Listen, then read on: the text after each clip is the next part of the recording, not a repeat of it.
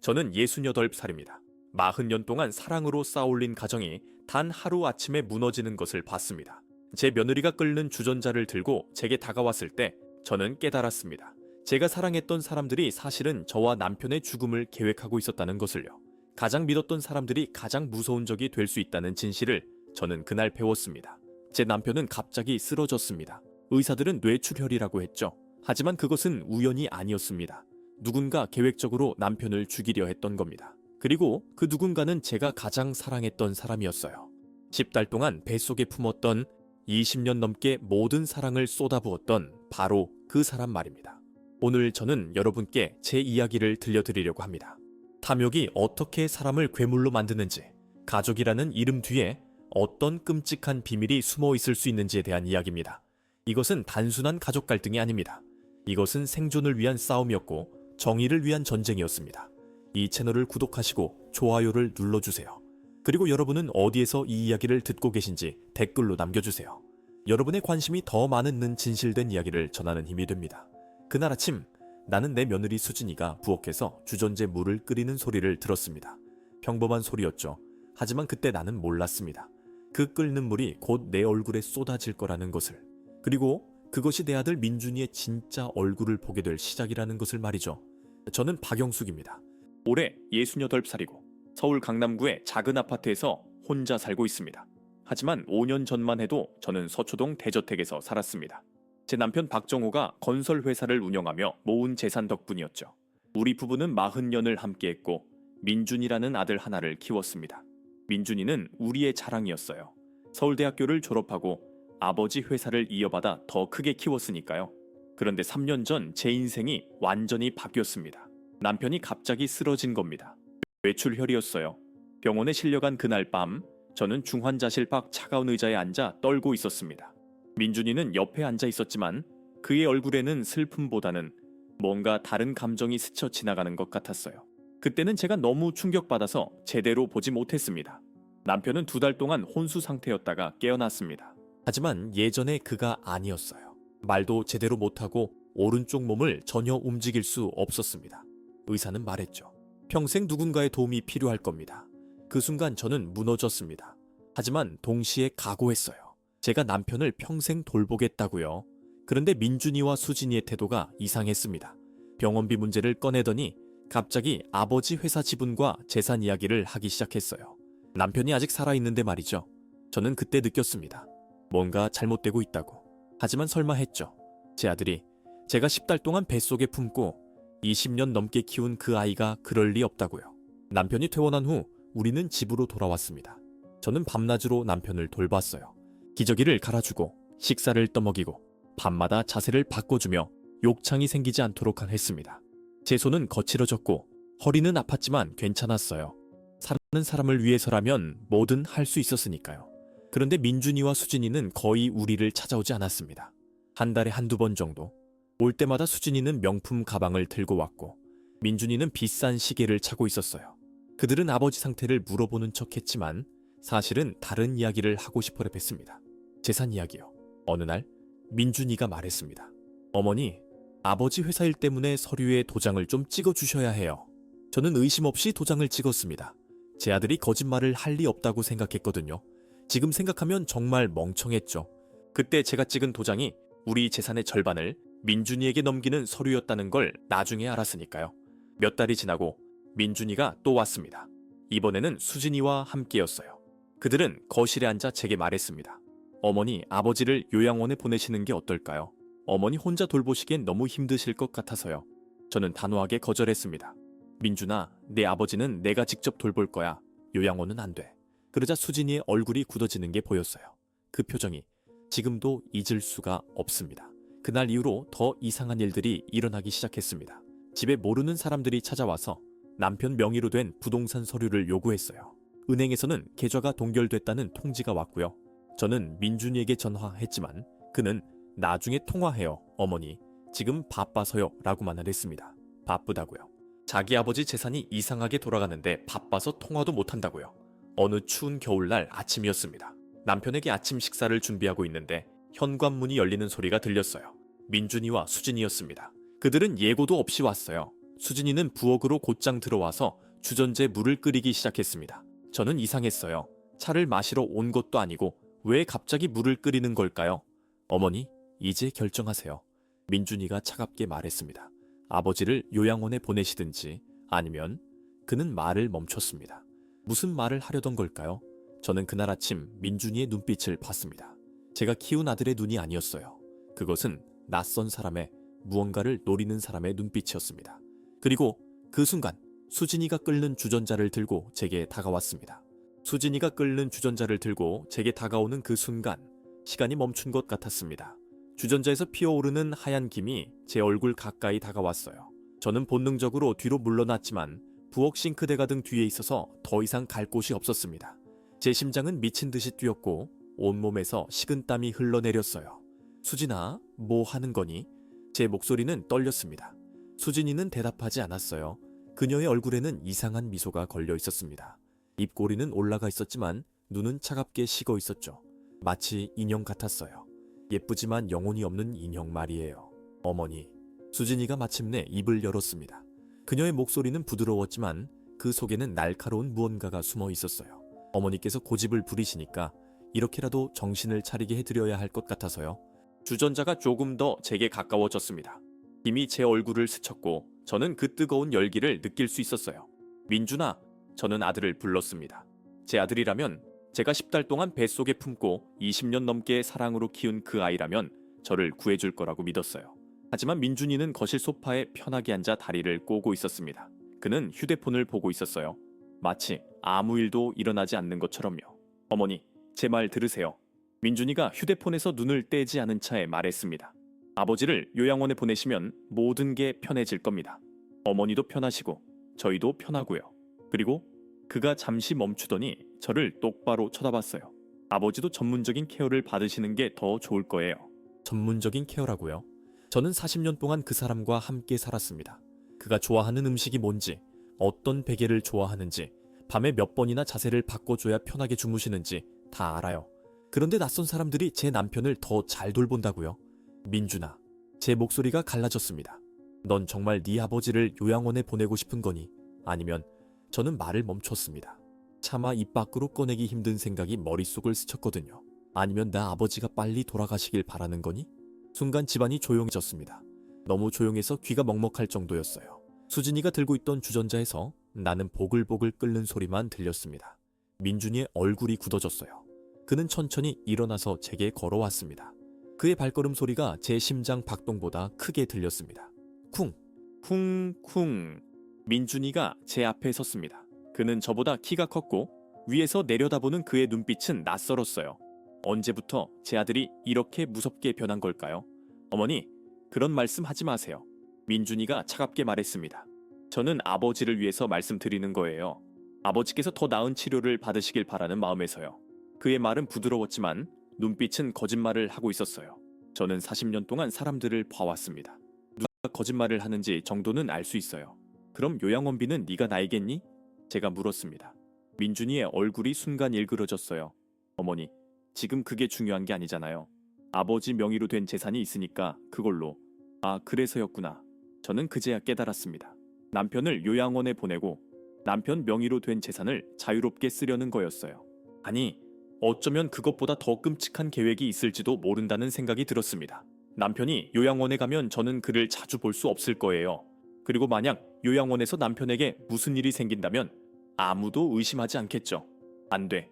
제가 단호하게 말했습니다. 절대 안 돼. 네 아버지는 내가 돌볼 거야. 내가 죽는 날까지 말이야. 수진이가 갑자기 주전자를 높이 들었습니다. 제 머리 위로요. 저는 숨이 멎었어요. 정말로 쏟으려는 걸까요? 설마 그럴 리가. 하지만 수진이의 손은 떨리지 않았습니다.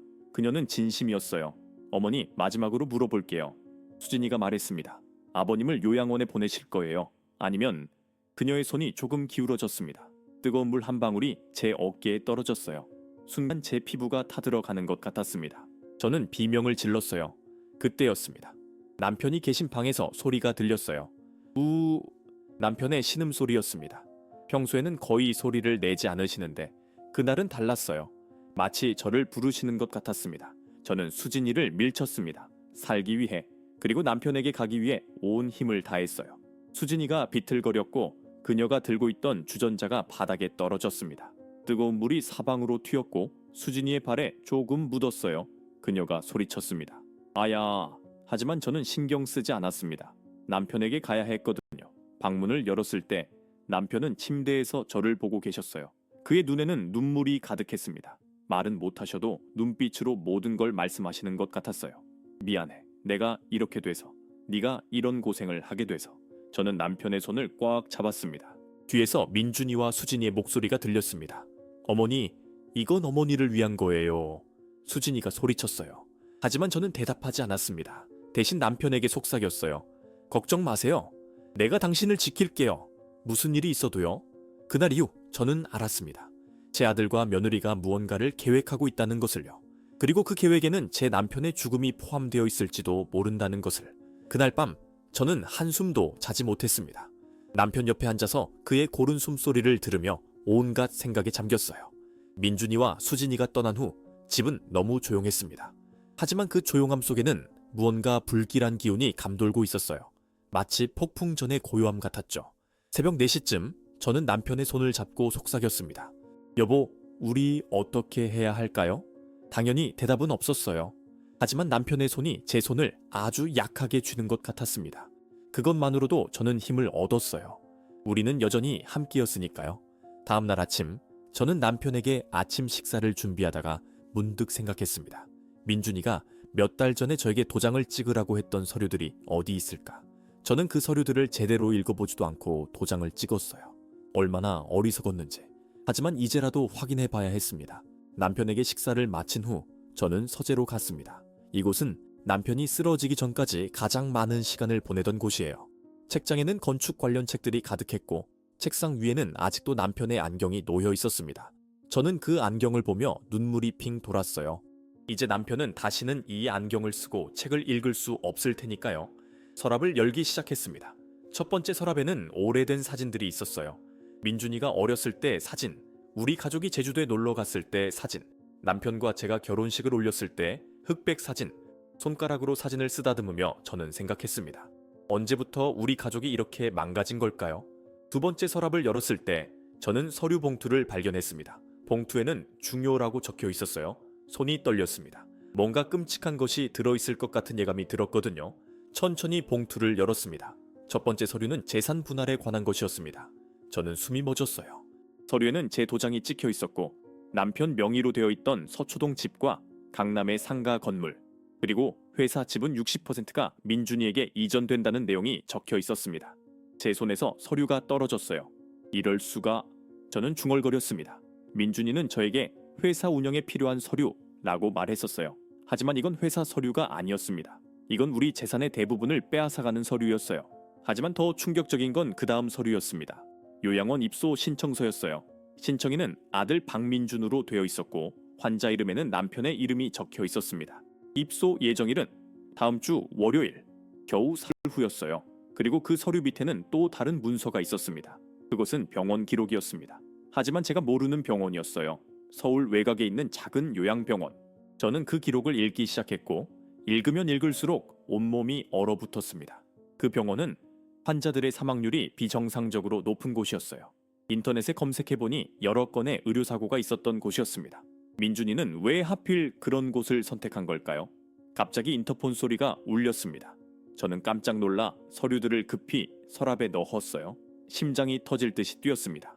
민준이가 온 걸까요? 아니면 수진이? 저는 조심스럽게 현관 모니터를 확인했습니다. 모니터에는 낯선 남자가 비쳤습니다. 정장을 입은 50대쯤 되어 보이는 남자였어요. 서류 가방을 들고 있었고 표정은 무척 진지했습니다. 저는 인터폰을 눌렀습니다. 누구세요? 안녕하세요. 김철수 변호사입니다. 박정호 사장님과 상담 약속이 있어서 왔습니다. 남자가 대답했습니다. 변호사라고요? 남편은 쓰러지신 후로 아무도 만나지 못하는데 무슨 약속이 있다는 걸까요? 죄송하지만 남편은 지금 몸이 안 좋아서 누구도 만날 수 없습니다. 제가 말했습니다. 하지만 변호사는 포기하지 않았어요. 사모님, 이건 매우 중요한 일입니다. 박 사장님께서 쓰러지시기 일주일 전에 저에게 연락하셨고 만약 당신에게 무슨 일이 생기면 꼭 사모님을 찾아뵙고 이것을 전해드리라고 하셨습니다. 제 심장이 또다시 빠르게 뛰기 시작했습니다. 남편이 쓰러지기 전에 변호사를 만났다고요? 저는 그런 사실을 전혀 몰랐어요. 남편이 왜 저에게 말하지 않으셨을까요? 아니, 어쩌면 말하려고 했는데 그 전에 쓰러지신 걸까요? 저는 문을 열었습니다. 변호사는 공손하게 인사하고 들어왔어요. 거실로 안내하며 저는 물었습니다. 정확히 무슨 일이신지 말씀해 주시겠어요? 변호사는 서류 가방에서 두꺼운 봉투를 꺼냈습니다. 봉투에는 남편의 필체로 아내 박영숙에게라고 적혀 있었어요. 사장님께서 이걸 꼭 전해드리라고 하셨습니다. 그리고 한 가지 더 말씀드릴 게 있습니다. 변호사가 심각한 표정으로 말했습니다. 사장님께서는 쓰러지시기 전에 이상한 증상들을 겪으셨다고 하셨습니다. 갑자기 어지러움증이 심해지고 두통이 계속되고 가끔 기억이 흐릿해지는 증상들이요. 저는 숨을 삼켰습니다. 그게 무슨 의미죠? 변호사는 잠시 망설이더니 말했습니다. 사장님께서는 누군가가 자신에게 무언가를 하고 있는 게 아닌가 의심하셨습니다. 그래서 병원에서 몰래 혈액 검사를 받으셨어요. 그런데 뭐죠? 제 목소리가 떨렸습니다. 변호사는 또 다른 서류를 꺼냈어요. 혈액에서 미량의 수면제 성분이 검출됐습니다. 매일 조금씩 복용하면 서서히 뇌 기능을 저하시키는 종류의 약물이었어요.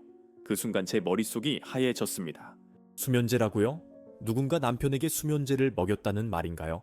그럼 남편이 쓰러진 건 우연이 아니었다는 건가요? 그럼 남편이 쓰러진 건 저는 말을 잇지 못했습니다. 변호사가 조용히 고개를 끄덕였어요. 제 생각에는 우연이 아닐 가능성이 높습니다. 사장님께서도 그렇게 의심하셨고 그래서 저에게 이 모든 증거를 정리해두라고 하셨습니다. 저는 소파에 주저앉았습니다. 온몸에 힘이 빠졌어요. 그럼 민준이가? 아니면 수진이가? 아니면 둘 다? 제 아들이 아버지에게 그런 짓을 했다는 말인가요? 변호사는 봉투를 제 손에 쥐어주며 말했습니다. 사모님, 이 안에 모든 진실이 있습니다. 그리고 사장님께서 사모님을 위해 준비해 두신 것들도 있어요. 천천히 읽어보시고 필요하시면 언제든 연락주세요. 그는 명함을 주고 조용히 떠났습니다. 저는 떨리는 손으로 봉투를 열었습니다. 그 안에는 제가 상상도 못한 진실들이 숨어 있었어요. 봉투 안에서 첫 번째로 꺼낸 것은 남편의 송글씨로 쓰인 편지였습니다. 종이는 조금 구겨져 있었고 잉크 자국이 몇 군데 번져 있었어요. 마치 급하게 쓴 것처럼 보였습니다. 저는 손이 너무 떨려서 편지를 제대로 잡을 수가 없었어요. 심호흡을 몇 번 하고 나서야 읽기 시작했습니다. 영수가, 내 사랑하는 아내, 만약 네가 이 편지를 읽고 있다면 내게 무슨 일이 생긴 거겠지. 미안해. 너에게 이런 짐을 남기게 돼서. 하지만 너는 반드시 알아야 해. 우리 아들에 대한 진실을. 그 문장을 읽는 순간 제 가슴이 찢어지는 것 같았습니다. 눈물이 주르르 흘러내렸어요. 하지만 저는 계속 읽었습니다. 알아야 했으니까요. 아무리 아프더라도 말이에요. 석 달 전부터 이상한 일들이 생기기 시작했어. 밤에 마시는 차 맛이 조금씩 이상했고 아침에 일어나면 머리가 무겁고 어지러웠지. 처음에는 나이 탓이라고 생각했어. 하지만 점점 심해졌어. 회사에서 중요한 회의 중에 갑자기 기억이 끊기는 일도 있었고 길을 걷다가 균형을 잃고 넘어진 적도 있었지. 저는 멈춰서 생각했습니다. 그때 남편이 그런 증상이 있었다는 걸 저는 몰랐어요.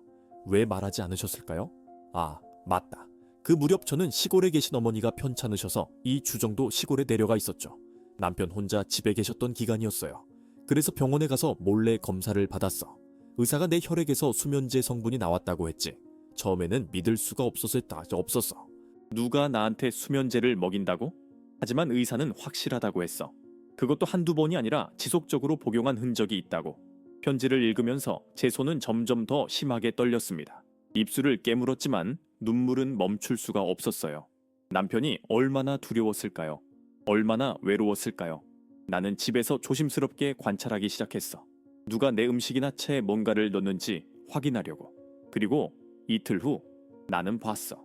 영수가 이걸 쓰는 게 너무 괴롭지만 진실을 말해야 해. 그건 수진이었어. 우리 며느리가 내 채 뭔가를 넣는 걸 봤어. 편지가 바닥에 떨어졌습니다. 저는 입을 막고 흐느꼈어요. 수진이라고요? 정말로 수진이가? 하지만 왜? 도대체 왜 그런 짓을 한 걸까요? 한참을 울고 나서 저는 다시 편지를 집어들었습니다. 계속 읽어야 했어요. 남편이 남긴 마지막 말들을 모두 알아야 했습니다.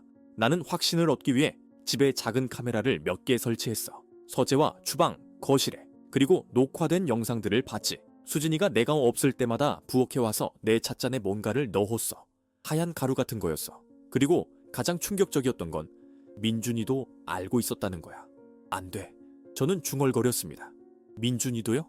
제 아들도 알고 있었다고요? 어느 날 밤 나는 잠든 척하고 있었어. 그때 민준이와 수진이가 내 방문 앞에서 얘기하는 소리를 들었지. 수진이가 아버님이 너무 오래 버티시네요. 약을 더 넣어야 하나요? 라고 물었어. 그러자 민준이가 우리 아들이 이렇게 대답했어. 조금만 더 참아. 너무 급하게 하면 의심받아. 서서히 해야 해. 저는 편지를 가슴에 꽉 안았습니다. 온몸이 떨렸어요. 제가 낳은 아들이 제가 사랑으로 키운 그 아이가 아버지를 죽이려고 했다니 어떻게 이럴 수가 있을까요? 영수가 나는 알아. 네가 이걸 읽으면 얼마나 충격받을지. 하지만 너는 강한 사람이야. 언제나 그랬지. 그래서 너에게 부탁해. 나를 지켜줘. 그리고 무엇보다 너 자신을 지켜줘. 민준이와 수진이는 재산을 노리고 있어. 내가 죽으면 다음은 너일 수도 있어. 저는 편지를 내려놓고 봉투 안을 다시 확인했습니다. USB가 하나 들어있었어요. 남편이 말한 그 영상들이 담긴 거겠죠. 그리고 또 다른 서류들이 있었습니다. 은행 계좌 내역, 재산 목록, 그리고 유언장이었습니다. 유언장을 펼쳤을 때 저는 깜짝 놀랐습니다. 남편은 제 앞으로 비밀 계좌를 만들어 두셨어요. 그 계좌에는 상당한 금액이 들어있었습니다. 민준이가 알지 못하는 돈이었죠.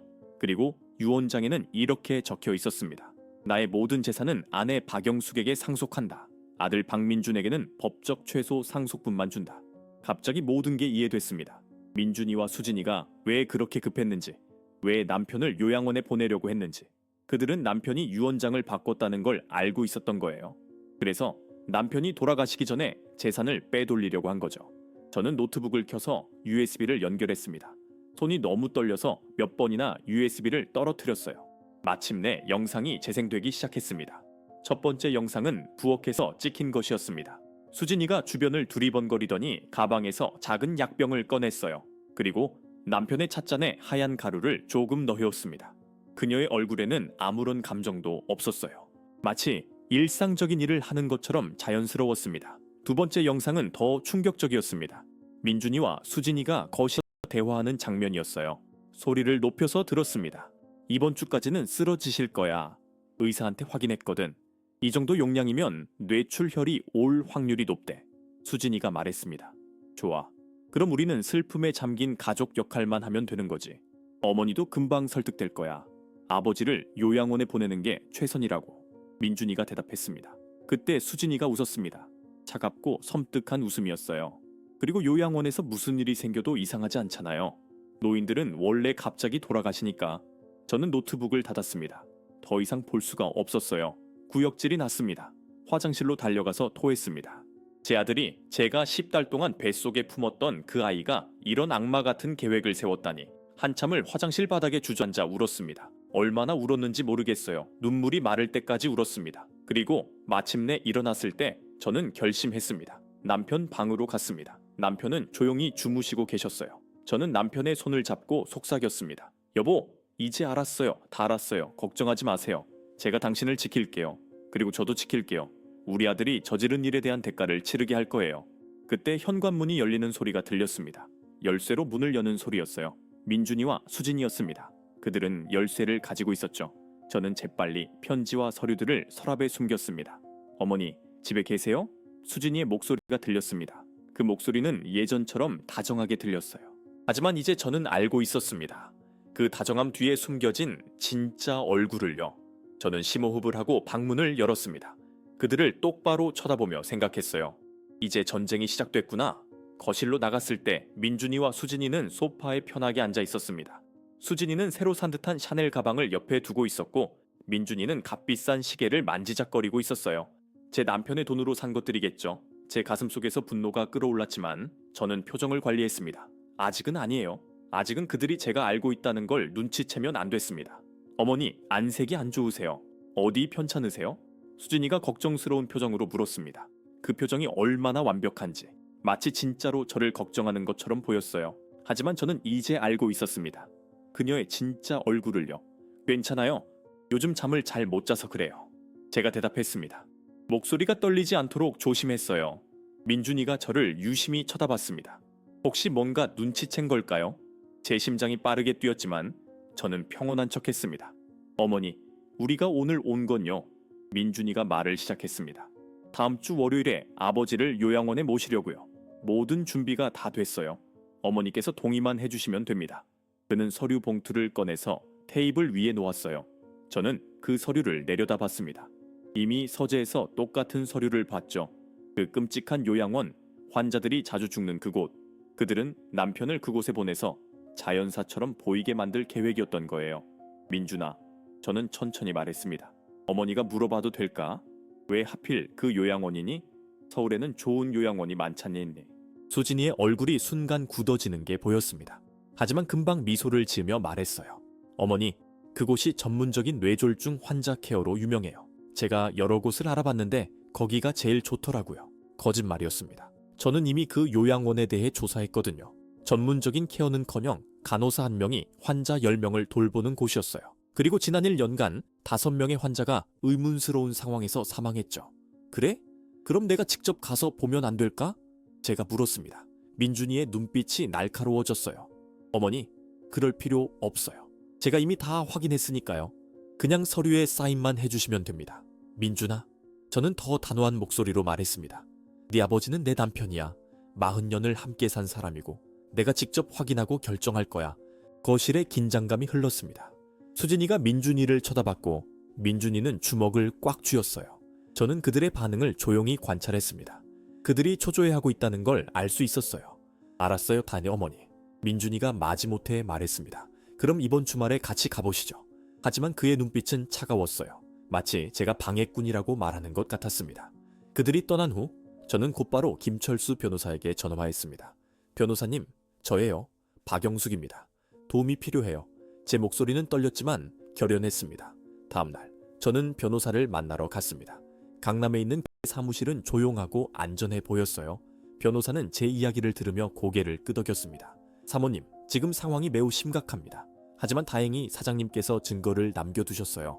USB 영상과 혈액 검사 결과가 있다면 충분히 법적으로 대응할 수 있습니다. 하지만 변호사님, 제가 물었습니다. 제 아들이에요. 제가 정말 제 아들을 고소해야 하나요?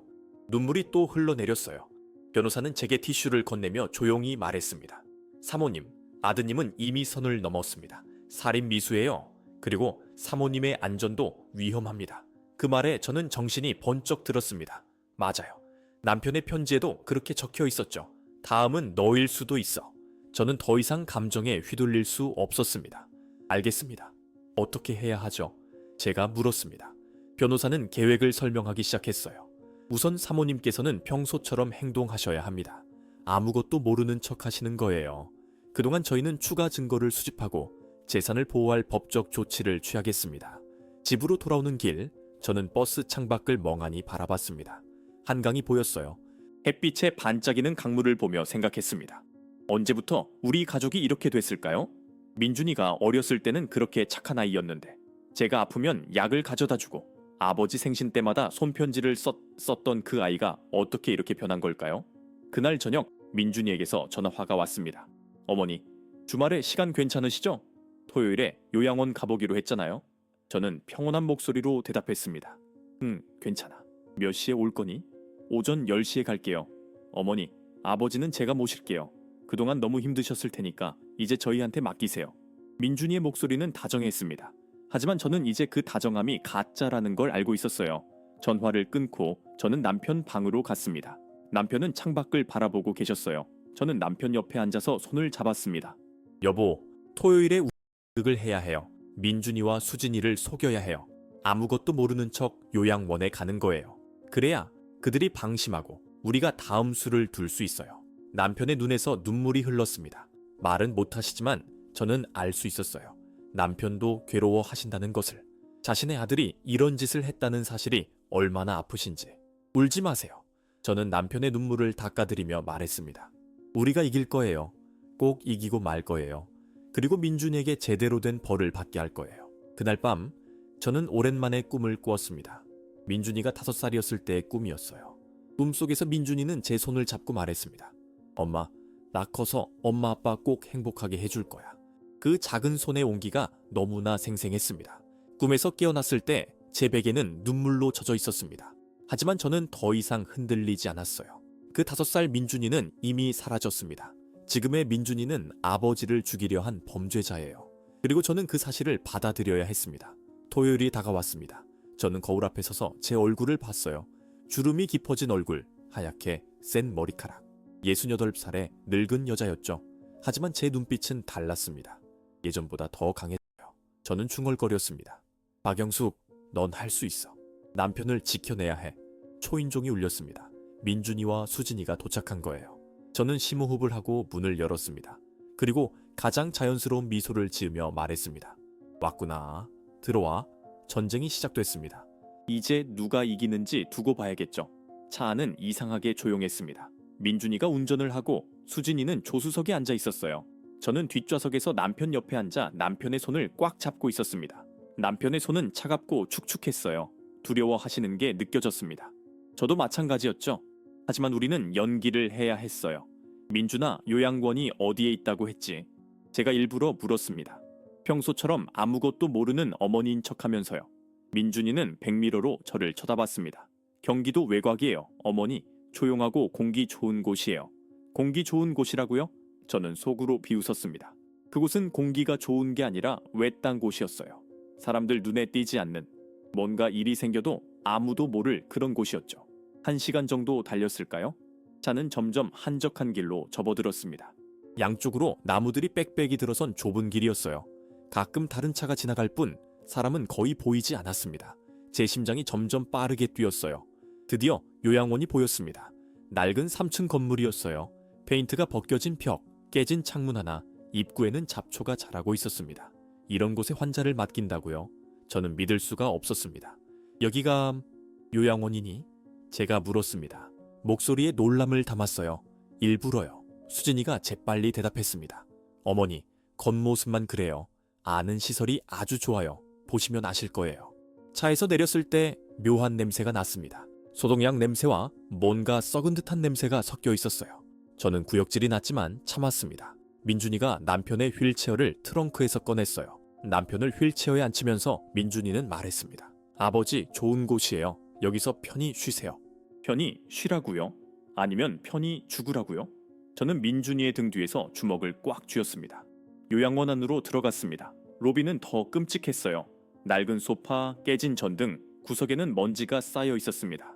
접수대에는 50대쯤 되어 보이는 여자가 앉아 있었어요. 그녀는 우리를 보더니 억지로 미소를 지었습니다. 어서 오세요. 박민준 씨 일행이시죠? 네, 맞습니다. 민준이가 대답했습니다. 여자는 서류를 꺼내며 말했어요. 여기 사인만 해주시면 바로 입소 가능합니다. 그녀는 저를 쳐다보지도 않았어요. 마치 제가 투명인간인 것처럼요. 잠깐만요. 제가 말했습니다. 시설을 먼저 보고 싶습니다. 남편이 지낼 방도 보고 싶고요. 여자의 얼굴이 순간 굳어졌습니다. 민준이와 수진이도 당황한 표정을 지었어요. 어머니, 그럴 필요 없어요. 우리가 이미 봤잖아요. 민준이가 말했습니다. 하지만 저는 물러서지 않았어요. 민준아, 네 아버지가 지낼 곳인데 내가 직접 봐야지. 안 그러니? 침묵이 흘렀습니다. 여자는 민준이를 쳐다봤고 민준이는 어쩔 수 없다는 표정으로 고개를 끄덕였어요. 알겠습니다. 그럼 안내해드리죠. 여자가 마지못해 일어났습니다. 복도를 걸으며 저는 주변을 관찰했습니다. 벽지는 곳곳이 찢어져 있었고 바닥은 더러웠어요. 가끔 방문이 열려있는 곳에서는 환자들이 보였습니다. 대부분 의식이 없어 보였어요. 침대에 누워 움직이지 않았습니다. 그리고 간호사는 단 한 명도 보이지 않았어요. 간호사는 어디 있나요? 제가 물었습니다. 여자는 잠시 당황하더니 대답했어요. 지금 식사 준비 중입니다. 곧 나올 거예요. 거짓말이라는 걸 알 수 있었습니다. 우리는 3층 끝방에 도착했습니다. 여자가 문을 열었어요. 여기가 준비된 방입니다. 방은 작고 어두웠습니다. 창문은 있었지만 커튼이 쳐져 있었고 침대 하나와 낡은 책상 하나가 전부였어요. 침대 옆에는 이상한 기계가 있었습니다. 저건 뭐죠? 제가 그 기계를 가리키며 물었습니다. 여자는 산소 공급기라고 대답했지만 저는 의심스러웠어요. 왜 미리 산소 공급기가 준비되어 있을까요? 남편은 아직 그런 게 필요한 상태가 아닌데요. 방 구석을 둘러보다가 저는 이상한 것을 발견했습니다. 작은 약병이 책상 서랍에 반쯤 숨겨져 있었어요. 여자가 화장실을 가리키며 설명하는 동안 저는 재빨리 그 약병을 집어들었습니다. 라벨에는 진정제 고용량이라고 적혀 있었어요. 제 온몸에 소름이 돋았습니다. 이건 일반 요양원이 아니었어요. 환자들을 조용히 죽이는 곳이었습니다. 그리고 민준이와 수진이는 남편을 바로 여기에 보내려고 한 거예요. 어머니, 어떠세요? 괜찮죠? 수진이가 물었습니다. 그녀의 목소리에는 초조함이 묻어 있었어요. 저는 약병을 재빨리 주머니에 넣으며 대답했습니다. 글쎄요. 좀 더 생각해 봐야겠어요. 민준이의 얼굴이 확 변했습니다. 어머니, 무슨 말씀이세요? 다 준비됐는데요. 그의 목소리가 높아졌어요. 이제 가면이 벗겨지기 시작했습니다. 민준아, 저는 침착하게 말했습니다. 네 아버지를 이런 곳에 둘 수는 없어. 집에서 내가 계속 돌볼 거야. 안 돼요. 수진이가 소리쳤습니다. 그녀의 얼굴이 일그러졌어요. 어머니, 이미 계약금도 냈고 모든 준비가 끝났어요. 어머니 마음대로 할 수 없어요. 계약금이라고요? 제 동의도 없이 계약금을 냈다고요? 저는 그제야 확실히 알았습니다. 그들은 처음부터 제 의견 따위는 중요하지 않았던 거예요. 그저 형식상 저를 데려온 것뿐이었죠. 어머니, 생각해보세요. 민준이가 다가오며 말했습니다. 그의 눈빛이 차가워졌어요. 어머니 혼자서는 아버지를 돌볼 수 없어요. 여기 두는 게 아버지를 위해서도 어머니를 위해서도 좋은 거예요. 저는 한 걸음 뒤로 물러났습니다. 남편의 휠체어를 제 뒤로 당겼어요. 안 돼, 절대 안 돼. 우리 집으로 돌아갈 거야. 그때였습니다. 복도에서 비명소리가 들렸어요. 살려주세요. 제발 살려주세요. 여자 환자의 목소리였습니다. 우리 모두 복도로 나갔어요. 한방에서 70대쯤 되어 보이는 할머니가 침대에서 일어나려고 발버둥 치고 계셨습니다. 그녀의 손목에는 억제대가 묶여 있었어요. 여기서 나가고 싶어요. 제발, 우리를 죽이려고 해요. 할머니가 울부짖었습니다. 요양원 직원 하나가 달려와서 할머니를 강제로 눕혔습니다. 그리고 주사를 꺼냈어요. 조용히 하세요, 할머니. 약 드실 시간이에요. 직원이 차갑게 말했습니다. 저는 그 장면을 보며 온몸이 떨렸습니다. 남편도 저렇게 될 뻔했던 거예요. 침대에 묶여서 이상한 약을 맞으면서 천천히 죽어가는 거였죠. 가요. 지금 당장. 제가 남편의 휠체어를 밀며 말했습니다. 민준이가 제 팔을 잡았어요. 어머니, 어디 가시려고요? 그의 소나귀가 아팠습니다. 놔. 저는 소리쳤습니다. 내 남편이야. 내 데려갈 거야. 수진이가 제 앞을 막아섰습니다. 어머니, 진정하세요. 우리가 다 어머니를 위해서 하는 거예요. 그녀의 눈빛에는 이제 가식조차 없었어요. 오직 차가운 계산만이 남아 있었습니다. 저는 주머니에서 핸드폰을 꺼냈습니다. 지금 당장 안 비키면 경찰 부를 거야. 민준이와 수진이가 서로를 쳐다봤습니다. 그들은 뭔가를 결정하는 것 같았어요. 그리고 마침내 민준이가 한숨을 쉬며 물러섰습니다. 알겠어요, 어머니. 오늘은 그냥 가시죠. 하지만 저는 알고 있었습니다. 이건 끝이 아니라는 것을요. 그들은 포기하지 않을 거예요. 오히려 더 위험한 수를 쓸 거라는 것을요. 차로 돌아가는 길, 아무도 말하지 않았습니다. 하지만 저는 백미러로 민준이의 얼굴을 봤어요. 그의 눈에는 분노가 가득했습니다. 그리고 무언가를 계획하는 듯한 표정이었죠. 집에 도착했을 때 민준이가 마지막으로 말했습니다. 어머니, 후회하실 거예요. 그 말은 경고였습니다. 아니, 협박이었죠. 그날 밤 저는 한숨도 자지 못했습니다. 창밖을 보며 서울의 불빛을 바라봤어요. 도시는 여전히 밝고 활기차 보였지만 제 마음은 어둠으로 가득했습니다. 민준이의 마지막 말이 계속 귓게 맴돌았어요. 어머니, 후회하실 거예요. 그건 단순한 말이 아니었습니다. 뭔가 일어날 거라는 예고였어요. 새벽 3시쯤 이상한 소리에 잠에서 깼습니다. 아니, 잠들지 않았으니 정확히는 긴장 상태에서 벗어난 거죠. 현관문 쪽에서 작은 소리가 들렸어요. 철컥철컥. 누군가 열쇠로 문을 여는 소리였습니다. 제 심장이 미친 듯이 뛰었습니다. 민준이었을까요? 이 시간에? 저는 재빨리 침대에서 일어나 남편 방으로 갔습니다. 남편도 깨어 계셨어요. 그의 눈빛에서 두려움을 읽을 수 있었습니다. 쉿! 저는 손가락을 입술에 대며 남편을 진정시켰습니다. 그리고 방문을 살짝 열고 밖을 내다봤어요. 어둠 속에서 2개의 그림자가 움직였습니다. 민준이와 수진이었어요. 그들은 부엌으로 갔습니다. 저는 숨을 죽이고 복도를 따라 조심스럽게 움직였어요. 부엌 입구에서 몸을 숨기고 그들의 대화를 들었습니다. 빨리 해. 시간이 없어. 민준이가 속삭였습니다. 알아. 이번에는 확실하게 할게. 이 약은 흔적도 안 남아. 수진이가 대답했어요. 제 온몸에 피가 얼어붙었습니다. 약이라고요? 또 남편을 독살하려는 거예요. 저는 핸드폰을 꺼내서 녹음을 시작했습니다. 김철수 변호사가 말했었죠. 증거가 필요하다고. 그리고 지금이 바로 그 순간이었어요.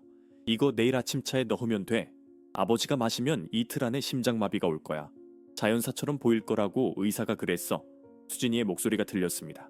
와, 그럼 어머니는? 민준이가 물었습니다. 어머니도 나중에 처리하면 돼. 일단 아버지부터. 수진이가 말했습니다. 저는 입을 막고 비명을 참아야 했습니다. 제 며느리가 저와 남편을 죽일 계획을 세우고 있었어요. 그것도 이렇게 태연하게, 마치 저녁 메뉴를 정하는 것처럼요. 갑자기 수진이가 말했습니다. 잠깐, 뭔가 소리 안 들려? 그들이 움직이는 소리가 들렸어요. 저는 황급히 남편 방으로 뛰어갔습니다. 문을 닫고 숨을 죽였어요. 복도에서 발걸음 소리가 들렸습니다. 민준이와 수진이가 방 앞까지 왔어요. 저는 침대 옆에 숨어서 떨고 있었습니다. 문 손잡이가 천천히 돌아갔어요. 어머니, 민준이가 작게 불렀습니다. 저는 대답하지 않았어요. 그냥 숨만 죽이고 있었죠. 몇 초가 지났을까요? 영혼처럼 느껴졌습니다. 그러다 문이 닫혔고 발걸음 소리가 멀어졌어요. 한참을 기다린 후 저는 조심스럽게 일어났습니다. 현관문이 닫히는 소리가 들렸어요. 그들이 떠난 거죠. 저는 부엌으로 달려갔습니다. 싱크대 위에 작은 약병이 있었습니다. 투명한 액체가 들어있었어요. 이게 바로 남편을 죽일 뻔한 독약이었습니다. 저는 조심스럽게 그 약병을 집어서 비닐봉지에 넣었어요. 증거로 써야 했으니까요. 그리고 즉시 김철수 변호사에게 전화했습니다. 새벽이었지만 상관없었어요. 변호사님, 증거를 잡았어요. 녹음도 했고 약도 가지고 있어요. 제 목소리는 떨렸지만 확신에 차 있었습니다. 변호사는 즉시 오겠다고 했습니다. 사모님, 지금 당장 집 밖으로 나가세요. 안전한 곳으로 가세요. 그들이 다시 올 수도 있어요. 저는 남편을 깨웠습니다. 여보, 가야 해요. 지금 당장. 남편을 휠체어에 앉히고 필요한 것들을 챙겼어요. 옷까지, 약, 그리고 가장 중요한 증거들. USB, 편지, 약병, 녹음 파일. 새벽 4시, 저희는 집을 나섰습니다. 택시를 불러서 변호사 사무실로 갔어요. 거리는 텅 비어 있었고 차가운 바람이 불었습니다. 하지만 저는 춥지 않았어요. 분노가 저를 따뜻하게 해줬거든요. 변호사 사무실에 도착했을 때 변호사는 이미 와 있었습니다. 그는 저를 안전한 방으로 안내했어요. 사모님, 이제 경찰에 신고할 차례입니다. 우리에게는 충분한 증거가 있어요. 다음 날 아침 경찰이 민준이의 집으로 갔습니다. 저도 함께 갔어요. 이번에는 경찰차를 타고요. 민준이와 수진이의 얼굴을 직접 보고 싶었거든요. 그들이 체포되는 순간을요. 민준이 집 문을 열었을 때 그는 아직 잠옷 차림이었습니다. 잠에서 막 깬 듯 눈이 부었어요. 어머니, 무슨 일이세요? 그가 놀라서 물었습니다. 박민준 씨 살인 미수 혐의로 체포합니다. 경찰이 말했습니다. 수갑을 꺼내는 소리가 들렸어요. 민준이의 얼굴이 하얗게 질렸습니다. 뭐라고요? 무슨 소리예요? 그가 소리쳤습니다. 수진이도 거실에서 나왔어요. 그녀도 충격받은 표정이었습니다. 어머니, 이게 무슨 짓이세요? 민준이가 저를 쳐다봤습니다. 그의 눈에는 분노와 배신감이 가득했어요. 배신감이라고요? 과연 누가 누구를 배신한 걸까요? 민준아, 저는 차갑게 말했습니다. 네가 아버지한테 한 짓을 다 알아. 약을 먹인 것도, 요양원에 보내려던 것도, 어젯밤에 우리 집에 와서 또 독약을 놓으려던 것도 다 알아. 민준이의 얼굴이 일그러졌습니다. 증거가 있어요? 그가 떨리는 목소리로 물었습니다. 저는 경찰에게 건넨 USB를 가리켰습니다. 내 아버지가 남긴 영상, 혈액 검사 결과, 어젯밤 녹음 파일, 그리고 네가 놓고 간 약, 전부 다 있어. 그 순간 민준이가 무너졌습니다. 무릎을 꿇고 바닥에 주저앉았어요. 어머니, 저는 그냥 그가 울기 시작했습니다. 하지만 저는 더 이상 마음이 흔들리지 않았습니다. 네가 그냥 돈이 필요했어? 그래서 네 아버지를 죽이려고 했어? 제 목소리는 차가웠어요. 수진이가 갑자기 소리쳤습니다. 우리가 뭘 잘못했어요? 어차피 아버님은 이미 끝이잖아요. 식물인간이나 다름없다고요. 우리가 평생 돈 못 쓰고 기다려야 해요. 그 말을 듣는 순간 제 안에서 뭔가 터졌습니다. 저는 수진이에게 다가가서 뺨을 때렸어요. 찰싹 소리가 방 안에 울렸습니다. 내 남편 아버지를 식물인간이라고 불렀니? 아직 살아계시는 분을 돈 때문에 죽이려고 했어? 제 손이 떨렸습니다. 분노와 슬픔으로요. 경찰이 민준이와 수진이에게 수갑을 채웠습니다. 그들이 끌려가는 모습을 보며 저는 생각했습니다. 이게 정말 끝인가? 제 아들이 경찰체 실려가는 걸 보는 게 끝인가? 밖으로 나왔을 때 아침 햇살이 눈부셨습니다. 남편이 경찰차 옆에서 저를 기다리고 계셨어요. 저는 남편에게 다가가서 손을 잡았습니다. 남편의 눈에서 눈물이 흘렀어요. 미안해요, 여보. 제가 속삭였습니다. 제가 우리 아들을 잘못 키웠나 봐요. 하지만 남편은 고개를 저으셨습니다. 그의 눈빛이 말했어요. 아니야. 우리 잘못이 아니야. 우리는 최선을 다했어. 경찰서로 가는 길, 저는 창밖을 바라봤습니다. 사람들은 평범한 아침을 보내고 있었어요. 출근하고 학교 가고 장 보러 가고 평범한 하루였죠. 하지만 제게는 인생이 완전히 바뀐 날이었습니다. 경찰서에서 진술을 마치고 나왔을 때는 오후였습니다. 김철수 변호사가 저를 기다리고 있었어요. 사모님, 잘하셨습니다. 이제 아드님과 며느님은 법의 심판을 받게 될 겁니다. 얼마나 받을까요? 형이요. 제가 물었습니다. 살인 미수, 존속 살해 미수, 최소 10년은 받을 겁니다. 변호사가 대답했습니다. 10년. 제 아들이 10년 동안 감옥에 있게 되는 거죠. 저는 복잡한 감정이 들었습니다. 슬픔, 분노, 안도감, 죄책감, 모든 감정이 뒤섞여 있었어요. 재판이 시작된 건 그로부터 석 달 후였습니다. 저는 법정에 앉아서 민준이를 봤어요. 죄수복을 입은 제 아들, 한때는 정장을 입고 회사를 경영하던 그 아이가 이제는 수갑을 차고 있었습니다. 제 가슴이 찢어지는 것 같았지만 저는 눈물을 흘리지 않았어요. 이미 흘릴 눈물은 다 흘렸거든요. 검사가 증거를 제시했습니다. USB 영상이 법정의 큰 화면에 재생됐어요.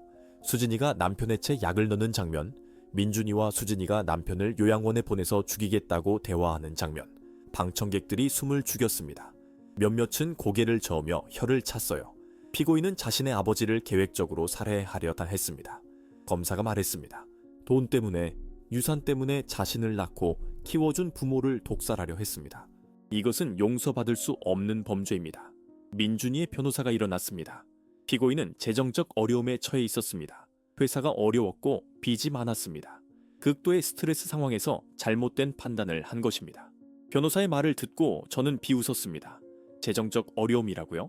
민준이는 명품을 사고 고급 차를 몰고 다녔어요. 수진이는 한 달에 한 번씩 해외여행을 갔고요. 그게 재정적 어려움인가요? 판사가 민준이에게 물었습니다. 피고인, 할 말이 있습니까? 민준이가 천천히 일어났습니다. 그는 저를 똑바로 쳐다봤어요. 어머니, 그의 목소리가 떨렸습니다. 죄송합니다. 정말 죄송합니다. 하지만 저는 그 사과를 받아들일 수 없었습니다. 사과로 해결될 일이 아니었거든요. 남편은 민준이 때문에 영구적인 뇌 손상을 입었어요. 평생 휠체어에 앉아 지내야 하고 말도 제대로 못하게 됐죠. 그리고 저는 제 아들이 저와 남편을 죽이려 했다는 공포 속에서 살아야 했습니다. 미안하다고 해서 용서받을 수 있다고 생각해? 저는 차갑게 말했습니다. 법정이 조용해졌어요. 모두가 저를 쳐다봤습니다. 너는 네 아버지를 죽이려고 했어. 나까지도 죽이려고 했잖아. 그런데 미안하다고? 민준이가 울기 시작했습니다. 어머니, 저는 정말 잘못했어요. 제가 미쳤던 거예요. 돈에 눈이 멀어서 제발 용서해 주세요. 용서? 제가 웃었습니다. 쓴 웃음이었어요. 너는 용서받을 자격이 없어. 네가 한 일을 생각해봐. 네 아버지는 지금도 고통받고 계셔. 말 한마디 못하시고 혼자서는 아무것도 못하시잖아. 그런데 내가 너를 용서해? 수진이도 울고 있었습니다. 하지만 그녀의 눈물은 진심이 아니었어요. 단지 형량을 줄이기 위한 연기였죠. 저는 석 달 동안 그들을 관찰하며 알게 됐습니다. 그들은 단 한 번도 진심으로 반성하지 않았다는 것을요. 판사가 판결을 내렸습니다. 피고인 박민준, 존속살해 미수 및 사기 혐의로 징역 15년을 선고합니다. 피고인 최수진, 존속살해 미수 공모 혐의로 징역 12년을 선고합니다.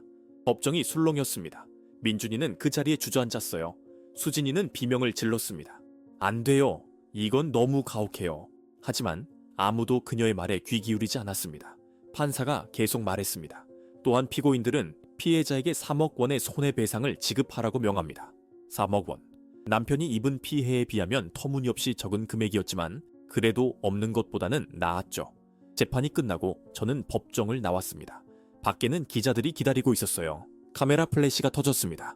사모님, 지금 기분이 어떠세요? 아드님을 용서할 수 있으세요? 질문들이 쏟아졌습니다. 저는 마이크 앞에 섰습니다. 그리고 천천히 말했어요. 저는 오늘 정의가 실현되는 것을 봤습니다. 하지만 동시에 제 가족이 완전히 무너지는 것도 봤습니다. 제 아들은 범죄자가 됐고 제 남편은 평생 장애를 안고 살아가야 합니다. 이 모든 게 탐욕 때문이었어요. 돈 때문이었죠. 기자 하나가 물었습니다.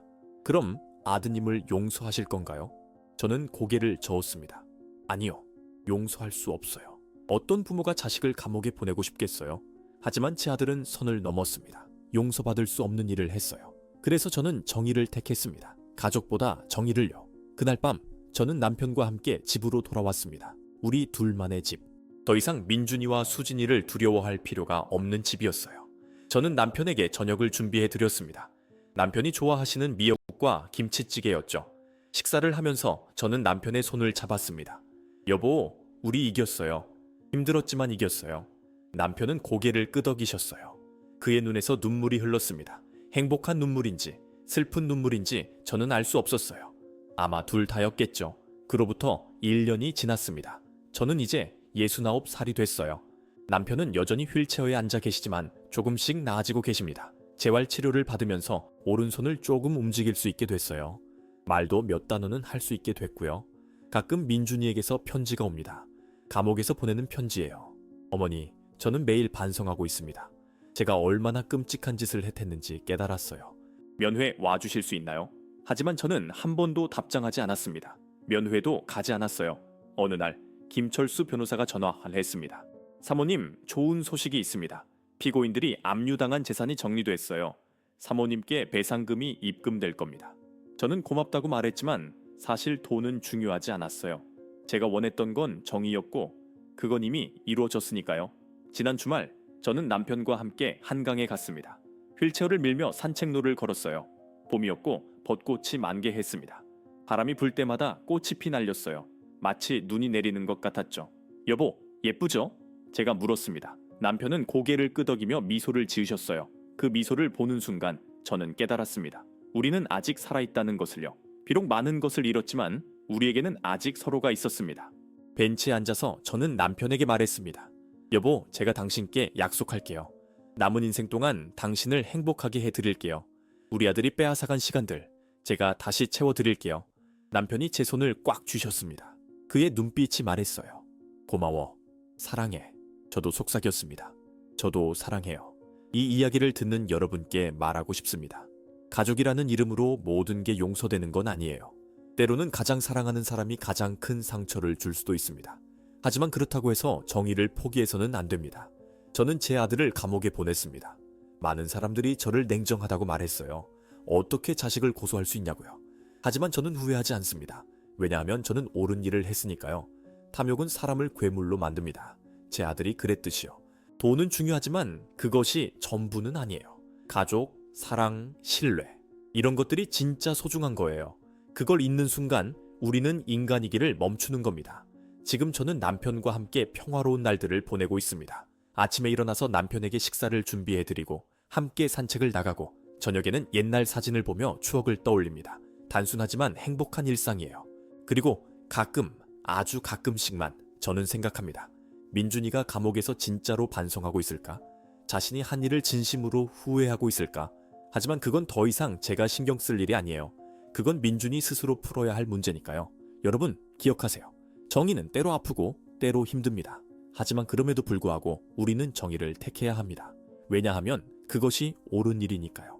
The end 여러분이라면 어떻게 하셨을까요? 만약 여러분의 자녀가 여러분이 평생을 사랑으로 키운 그 아이가 여러분을 죽이려 한다면 말입니다. 용서하시겠어요? 아니면 정의를 택하시겠어요? 저는 정의를 택했습니다. 가슴이 찢어지는 고통 속에서도 옳은 일을 해야 한다고 믿었으니까요. 그것이 제가 배운 가장 큰 교훈입니다. 사랑은 소중하지만 그 사랑이 우리를 파괴하도록 내버려 두어서는 안 된다는 것을요. 탐욕은 사람을 변화시킵니다. 한때 순수했던 마음을 검게 물들이고 가족을 적으로 만들죠. 하지만 우리는 선택할 수 있습니다. 돈을 택할 것인가? 아니면 인간성을 택할 것인가? 권력을 택할 것인가? 아니면 사랑을 택할 것인가? 제 아들은 잘못된 선택을 했고 그 대가를 치르고 있습니다. 여러분은 어떤 선택을 하시겠습니까? 만약 이 이야기가 여러분의 마음을 움직였다면 이 채널을 구독해 주시고 좋아요를 눌러주세요. 그리고 여러분이 아는 사람들과 이 이야기를 공유해 주세요. 누군가에게는 이 이야기가 경고가 될 수 있고 또 누군가에게는 용기가 될 수 있습니다. 우리 모두는 언젠가 어려운 선택의 순간을 마주하게 됩니다. 그때 옳은 길을 선택할 수 있는 힘을 이 이야기가 여러분께 드리길 바랍니다. 함께 해주셔서 감사합니다.